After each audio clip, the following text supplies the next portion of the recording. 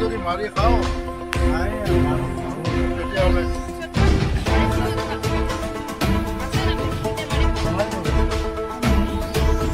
চবেইটো বুজি পাইছে কথাটো। আমি প্ৰথম আহিছোঁ কাৰণে পায় তেতিয়াই পায় আহিলোঁ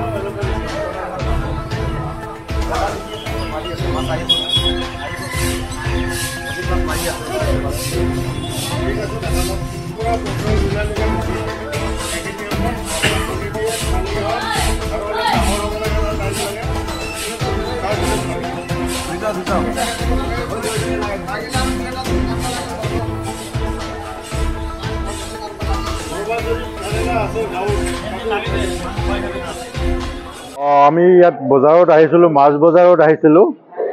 মই কোকৰাঝাৰ জিলা মীন উন্নয়ন বিষয়া। এই সময়ছোৱাত 1 এপ্ৰিলৰ পৰা 15 জুলাইলৈকে অসম মীন আইন মতে আমাৰ যিবিলাক প্ৰাকৃতিক জলাশয় আছে, নদী বিল, এইবিলাকত মাছ মৰাটোত আমাৰ কিছুমান নিষেধাজ্ঞা আছে।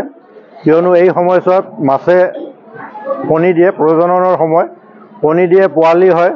গতিকে এই সময়ছোৱাত যদি আমি মাছ মাৰোঁ, গাভিনী মাছ মাৰি খাওঁ, তেতিয়াহ'লে বংশবৃদ্ধিৰ লগতে মাছৰ যিটো উৎপাদন প্ৰাকৃতিক জলাশয়ত, সেইটোৱে মানে হেম্পাৰ কৰে। গতিকে আমি ইয়াৰ আগতেও পষ্টাৰিং কৰিছোঁ, বেনাৰ আঁৰিছোঁ এৱাৰনেছৰ কাৰণে, মাইকিং কৰা হৈছে। তাৰপিছতো যদিহে সংশ্লিষ্ট মাছমৰীয়াসকলে মাছ মাৰিয়ে থাকে, তেতিয়াহ'লে আমি তেওঁলোকক আইনমতে ব্যৱস্থা ল'বলৈ বাধ্য হ'ম।